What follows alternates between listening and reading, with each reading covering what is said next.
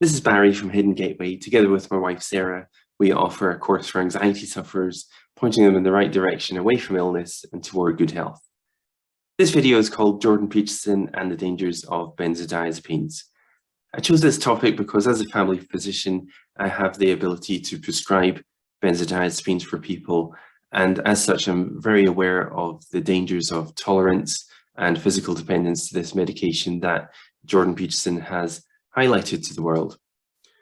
This video cannot be medical advice. It is purely for information and educational purposes. If you are struggling with benzodiazepine use, then you'll find that the take-home point of this video is that you must not suffer in silence. It's very important to share your problem with a trusted friend or family member, and certainly with a health professional. And sadly, a YouTube video cannot be a substitute for this. Who is Jordan Peterson? He's a professor of psychology at the University of Toronto. He's a clinical psychologist and a public intellectual. Back at the turn of the century, he wrote a book called Maps of Meaning about the psychology of religion. And for many academics, this would be the pinnacle of their career. However, in 2016, Peterson rose to public prominence. As the BBC website puts it, he took on gender-neutral pronouns. And what actually happened was that he objected to the Canadian government's proposal on human rights legislation that would disallow discrimination based on gender expression. And Peterson argued that if you cede the linguistic territory to governments, then you're ceding the pathway to tyranny. Following this, Jordan Peterson embarked on an international tour sharing his psychology work and released a very successful book called 12 Rules for Life. In this book, he asked the question, how do we live a proper life in a world full of chaos and uncertainty? In 2019, it was becoming clear that Peterson was unwell. His daughter Mikhalia was sharing YouTube updates on his condition. And then in June 2020, the two of them released an extraordinary interview where Peterson described his battle with dependence on benzodiazepines. It turned out that he had a family history of depression, that he himself suffered with depression and anxiety. At that time, his wife was seriously unwell, and then following a food reaction that led to disturbed sleep, his physician recommended that he started taking a class of medication called benzodiazepine. I took the benzodiazepine in the way it was prescribed, Peterson says, and I never thought about it again. I thought it was a relatively harmless drug. But then I was unwell from benzodiazepine use, and I stopped its use when I realized it was dangerous. And that's when he experienced severe post-use withdrawal. What is a benzodiazepine? It's a psychiatric drug. It's used for short-term relief of symptoms.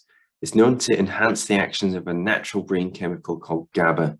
And GABA is an inhibitory neurotransmitter. It's telling neurons to slow down and has a general quietening influence on the brain. Benzodiazepines augment the action of GABA.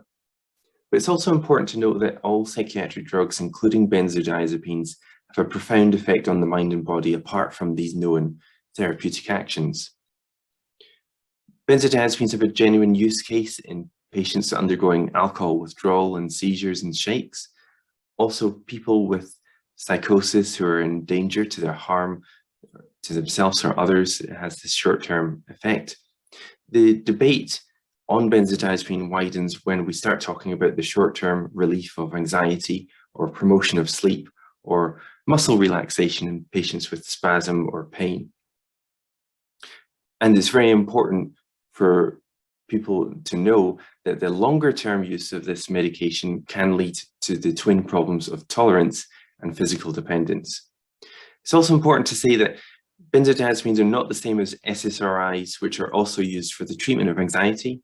They're not the same as a mood stabilizer and antipsychotic, which are also used for longer-term management of symptoms. Benzodiazepines are specifically used for short-term anxiety relief or tranquilization. There are different classes of benzodiazepine. They have different potencies, different speeds of elimination. The best situation to be in with a benzodiazepine is to recognize that your anxiety is causing a problem before requiring emergency short-term relief, before you've reached a state of urgency.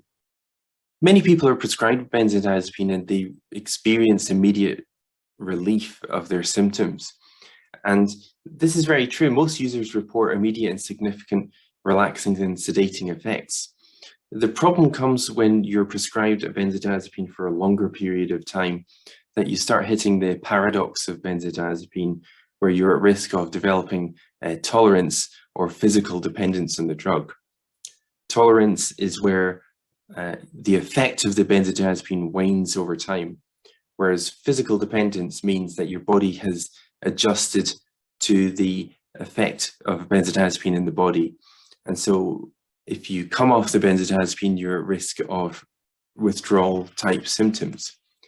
And I think that's what happened to Jordan Peterson here. He describes his withdrawal. When I started tapering off, he says, my anxiety levels were at a point that I'd never experienced before. And I developed this condition called akathisia. Akathisia was like being jabbed with a cattle prod. For all the hours that I was awake, it was like being whipped. And the experience was dreadful. The consequence of benzodiazepine withdrawal was worse than death. If you take them for longer than a month, then you will likely end up dependent. It was a complete catastrophe. At this point in the video, Peterson is very clear that he was not addicted to the medication. He was not compelled to take the medication in order to experience a certain feeling. He was actually developed a physical dependence on the medication where he experienced a state of withdrawal. He got very unpleasant side effects when he tried to stop the medication. The most unpleasant of these seems to have been his akathisia. Akathisia is a rare-ish disorder which can cause a person to experience intense inner restlessness and agitation, and sounds very unpleasant indeed. As well as akathisia and as well as the tolerance and the physical dependence we've talked about, there are other adverse effects to benzodiazepines. You have oversedation, drug interactions with other medications. It can lead to memory impairment. Stimulant effects, so has the opposite effect of what you're intending it to have, emotional blunting, and also specific adverse effects in the elderly and the pregnant too. So they really are quite a problematic class of drug through longer term use. Given all these known dangers of benzodiazepines, you could ask yourself, shouldn't Peterson have known better? After all, he is a qualified health professional eminent in his field. I often think that I should have known these things because I did a lot of scientific research, says Peterson in the video. I knew that benzodiazepines and barbiturates were in the same chemical class. Why the hell didn't I see this coming? Why wasn't I more cautious? Though Peterson's story sounds unique, the patterns that lead to the anxiety condition are very similar to others that I've heard. Anxiety is deceptive. It creeps up on you and often leads people down these dark paths which are very difficult to withdraw from. Everyone is susceptible to anxiety, including those with high intelligence, and that doesn't exclude mental health professionals with an educational background. We also see the pattern of a number of risk factors that have led up to this point. Peterson had a family history of mental ill health. There were very challenging family circumstances, high workload and life pressures. And then there was the catalyst, the food reaction that led to disturbed sleep. Anxiety is disruptive, it's deceptive, and often creeps up on you.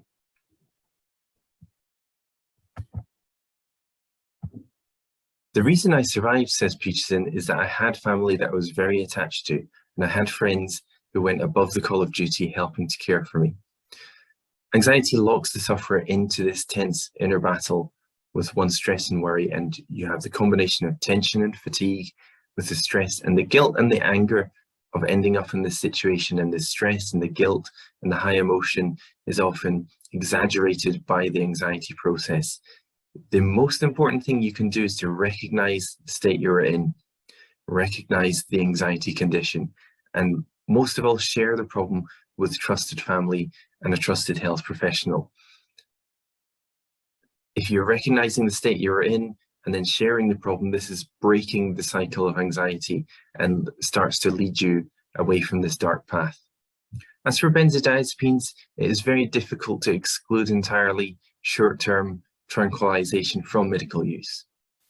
Anxiety in its nature is sudden, unpredictable, full of drama, induces a state of urgency.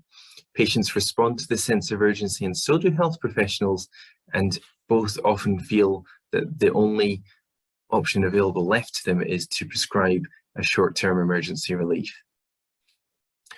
However, long-term use of benzodiazepines remains rife with danger.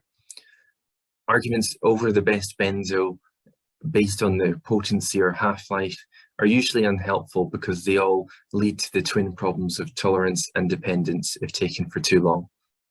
Your best outcome is to acknowledge anxiety before it reaches this state of urgency, because benzodiazepines at best will only dull the anxiety and symptoms will return or rebound if your nerves return tired and sensitized. And then you have the potential complication of tolerance and physical dependence.